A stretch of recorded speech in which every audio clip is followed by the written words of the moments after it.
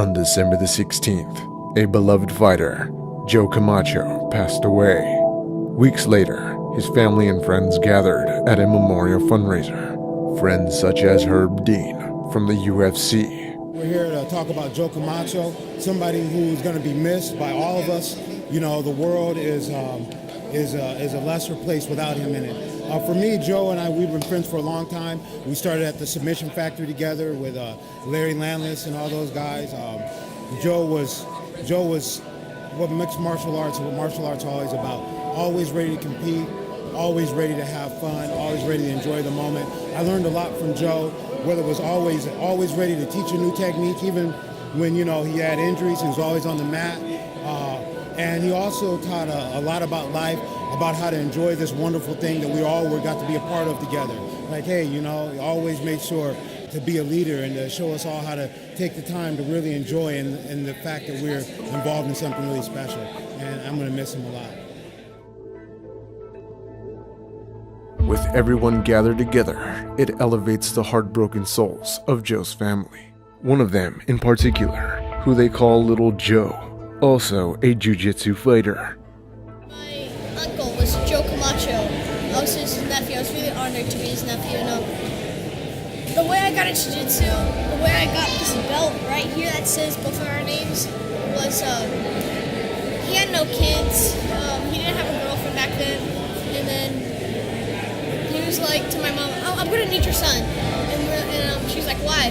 And to my dad too, like, "Why?" And he's like, "I have no kids. I don't have anybody, and I want him to start training jiu-jitsu." So he tells me, I'm like, I have no idea what the sport is. So I was like, "Sure. Is it like karate?" No. So I thought it was really fun from there. I'm really glad that he showed me into jiu-jitsu, because if I didn't, I wouldn't be here right now, and I wouldn't have the success that I have right now. And I'm just really honored to be his nephew. So let's keep your dreams alive. Another UFC referee, Big John, is also here to support the Camacho family.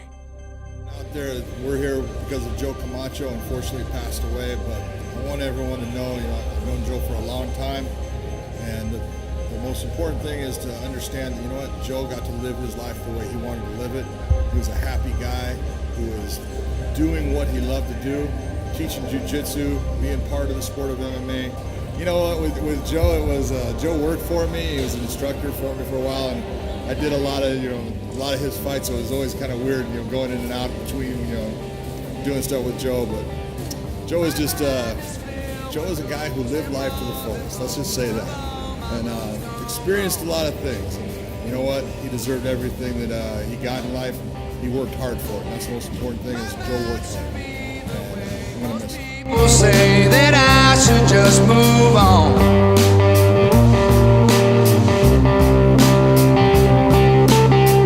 My mind is focused on things past and gone, where I have no control.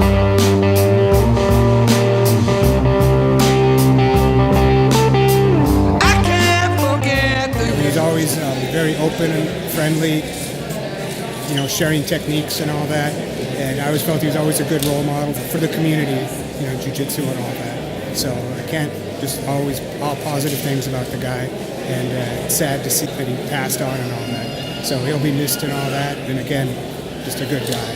All around, Joe had that ability to get to you. He was a people person, and a lot of people didn't know that. And the funny story is, I always used to love his entrance song. Joe loved his entrance. It had to be perfect. So one of my jobs I respected in the cage was to make sure his entrance was perfect. And every time he fought for us, right before his fight, Carlos, do you got that music? Is it good? Is it going to be on cue? Like, I got this, Joe. So his last fight, he gave me the honor, and he gave me his master recording of his entrance song, which I still carry it to this day on my phone. I carry it on my iPad, and there's one of those things that I'm going to treasure it, because he personally handed it to me. And, we're going to miss you. Gotta wear those shoes. If it wasn't for Joe Camacho, I would have never have stepped on the mat and trained. And He's the one that actually brought me out here physically, dragged me out, put me on the mat, showed me this wonderful world of Brazilian Jiu-Jitsu, and there's one person that was a big influence was Joe Camacho, Nini, my friend, and he's going to be, I'm going to miss him a lot, and we love you, Joe. You know, I was so hardened and so saddened when I just heard that Joe had passed away. I used to train with Joe, with John in his garage, and I would help him out, do some focus mid stuff, do some drills, help out his brother. Actually, he had his whole team. You know, Joe was always just so humble and training hard, and you know, I just knocked this guy out, and it was just so funny. He just beat some guy. He knocked out some of the best stand-up guys, and MMA, knocked them out. And I was like, man, Joe, you got plenty of skills. And I found out that was his nickname. Joe was like, he never gave up. He had that heart, man. That's why, to me, I gave him the nickname, the Golden Boy of MMA. You're the Golden Boy of MMA, bro. You're a pioneer. You're the first Latino to get a black belt in Jiu-Jitsu, bro. You know how hard that is? I know you're in heaven, brother. God bless you, man. And, you know, I just, best wishes, and I pray for the family, man, that they'll get through this, and all his friends, that they'll get through this somehow. As you see, a lot of people came for you, man. You're going to be missed. Condolences to your mom and your dad. They're my Nina. I call them Nina and Nino too, man. I love them. But you're going to be missed, brother. And rest in paradise. You were a great guy. A lot of people left, but there were so many more people here because of you, man. And you had a big influence in this community. We love you, man. Rest in peace, brother. I'm Ricardo Robles, and I met Joe a couple of times, maybe 4 or 5 times at the most. But his passion for the sport always came through. And if there was somebody that really personified what martial arts is all about, it was Joe. I mean, the guy was very humble, and every time that I saw him, that was the vibe that I got from him. Very, very humble, very willing to teach whatever he knew. One of the last objectives the friends and family wanted to do was take a group photo to remember this day.